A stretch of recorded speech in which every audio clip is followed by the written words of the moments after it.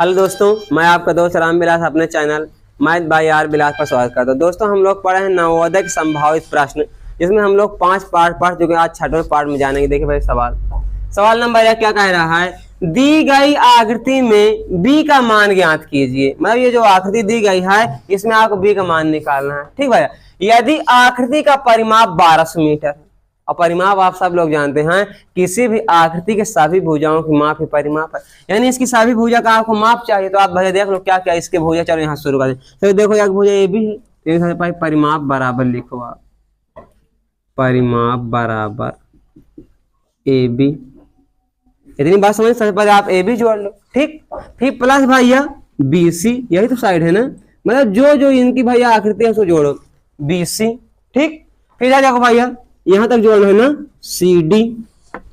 क्या जोड़ना पड़ेगा भैया, सी डी प्लस, अब सी डी के बाद देखो भैया डी ई ना, क्या जोड़ना पड़ेगा भैया डी ई प्लस, देखो डी के बाद क्या ई एफ ना, चलो जोड़ लो भाई E F, E F plus E F के बाद क्या होता है भैया एफ ए ना, क्या बचा एफ ए। क्या भैया ये आपका पूरा परिमाप नहीं होगा? परिमाप मतलब यही तो ना, किसी भी आकृति की सारी भुजाओं की माप, यानी इस आकृति की सारी हम लोग नाप कर ली। ठीक, आइए अब जिसका जो जो मान रख दीजिए, आंसर आ जाए। परिमाप दिया है सवाल में कितना भैया 1200, परिमाप कितना लिख लेंगे हम लोग 1200। ठीक भैया, बराबर ए बी।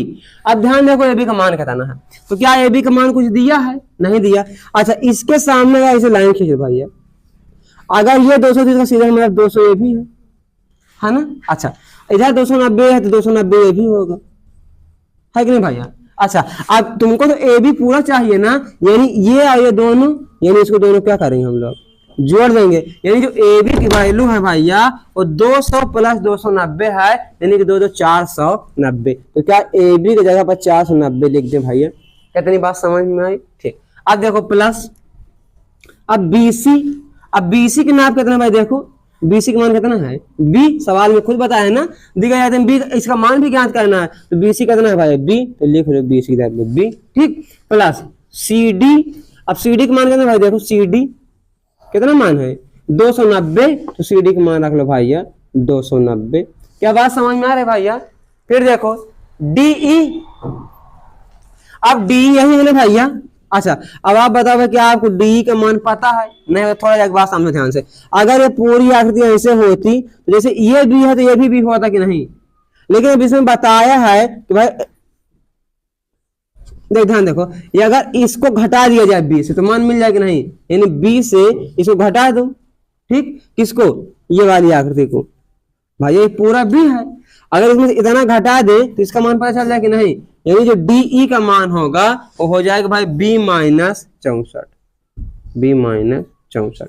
क्या ये बात समझ में आई? ध्यान समझो कैसे, जैसे मान लो भाई ये पूरा आकृति यहां से लेकर यहां तक बी है कि नहीं है, है, इसमें सिर्फ इतना 64 दिया है, वही बचा कितना इतना भैया। अच्छा ऐसे समझो, जैसे मान लो पूरी आकृति इधर अभी हम दे दे 10 है, ठीक, अच्छा इधर दे दे 2 है, कितना बचा नहीं बता पाओगे भाई, पूरा इधर 10 तो ये भी 10 है, अगर 2 इधर है तो इधर बचा कितना 8, इन 10 में से 2 घटा दो। इसी प्रकार तो सेम है, ये पूरा आपको बी दिया था तो भाई इधर इधर दे दिया 64, अगर बी में से 64 आप घटा दो तो ये वाली आकृति की माप मिल जाएगी नहीं, यानी जो डी और ई की माप आएगी वो बी माइनस 64, तो लिख दिया बी माइनस 64। ठीक भाई ये।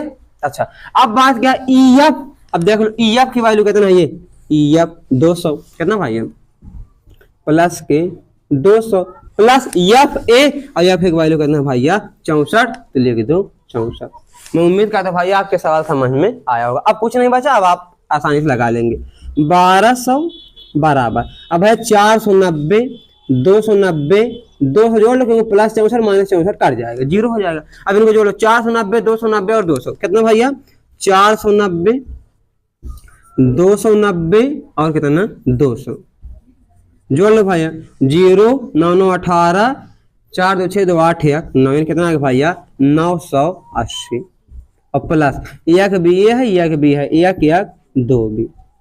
ठीक भैया, अब प्लस में 980 इधर आएगा माइनस में, यानी ये बन जाएगा 1200 माइनस 980 बराबर 2b। अब 1200 में से 980 घटा दो भैया, ये देखो 1200 माइनस के 980, जीरो में से जीरो गया जीरो, 10 में से 8 गया 2, 11 में से 9 गया 2, यानी कितना आ गया भैया 220। 220 बराबर 2 भी, अब भाई गुणे में इधर आएगा, भागे में कि 2 से इसको काट दे, यानी 110 बराबर बी। आपसे बी का मान पूछा था, तो बी का मान कितना आ जाएगा 110, यानी आपका ऑप्शन नंबर सही रहेगा। मैं उम्मीद करता हूं दोस्तों आपको समझ में आया होगा, यदि नहीं समझ में वीडियो फिर चला के देख लीजिए, समझ में आ जाएगा। देखिए भाई सवाल नंबर तीसरा, किसी प्राकृतिक संख्या n के लिए निम्न में से कौन सा कथन सत्य है। अगर थोड़ा भी आप कॉमन सेंस है भाई, ये सवाल तुरंत आप टिक मारेंगे, आगे बढ़ जाएंगे। अगर परेशान होने की इच्छा है जिसमें खूब परेशान होंगे, आइए दोनों तरीका बताता हूँ। पहले ध्यान देखो, कह रहा है प्राकृतिक संख्या ना भाई, यानी जो n है प्राकृतिक संख्या है। अब आप प्राकृतिक संख्या जानते हो भाई, ऐसी संख्या जिनका प्रयोग वास्तव में गिनने के लिए किया जाता है, और गिनती की शुरुआत कम से कम 1 से तो होगी ही। इधर कह रहा है ना n मतलब n बड़ा है 0 से, तो सीधी सी बात है हाँ n तो बड़ा होगा ही, यानी ये प्राकृतिक संख्या है। तो प्राकृतिक की शुरुआत कहाँ से होगी, 1 2 3 डैश डैश डैश, और कह रहा है इधर बड़ा बड़ा, हाँ बड़ा है तो भाई 0 से 1 बड़ा नहीं है, या 2 या 3 चाहे जो प्राकृतिक संख्या ले लो, बड़ा रहे कि नहीं, यानी ऑप्शन नंबर डी क्या हो जाएगा सही। यदि आपकी इच्छा बहुत ज्यादा है लगाने की, तो आप अब n की वैल्यू रखो, मान लो कि n बराबर आप रख रहे हो भैया, या जैसे आपकी इच्छा होती 2 तो रखो इनमें, जैसे n स्क्वायर मतलब 1 का स्क्वायर करो, 1 का स्क्वायर 1 ग्रेटर देन 1 का क्यूब करो, 1 का क्यूब 1, क्या भैया 1 से बड़ा हो सकता है कभी नहीं, यानी ऑप्शन नंबर ए गलत होगा। अच्छा दूसरा रख लो, फिर जरूर नहीं कि 2 रखना तो 2 रख लो भाई, जैसे 2 का स्क्वायर करो और 2 का क्यूब करो, 2 दूना 4, इससे क्या 8 से 4 बड़ा है नहीं, यानी पहला ऑप्शन क्या है गलत। इस बार आप उस आपको चेक करके कोई भी संख्या रख के 2 1 3 चाहे जो मतलब प्राकृतिक संख्या रख के तो रखने कोई आवश्यकता नहीं भैया, एकदम आसान। जब ये बोला ना कि प्राकृतिक संख्या है n, तो सीधी बात है अगर n प्राकृतिक संख्या तो 0 से बड़ी होगी, तो आपका आंसर नंबर क्या हो जाएगा डी।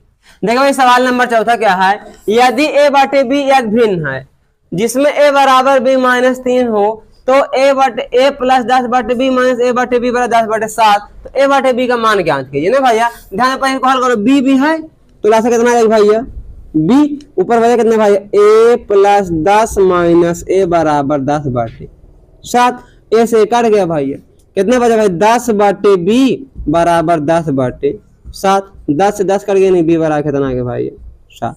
अब b का मान निकल गया, अब b का मान ले चल के यहाँ रख दो, यानी a बराबर b माइनस 3, यानी 7 माइनस 3, और 7 में 3 गए भाई 4, यानी a का मान कितना है a बटे b का मान, a का मान है 4 और b का मान है 7, तो आपका आंसर हो जाएगा 4 बटे 7।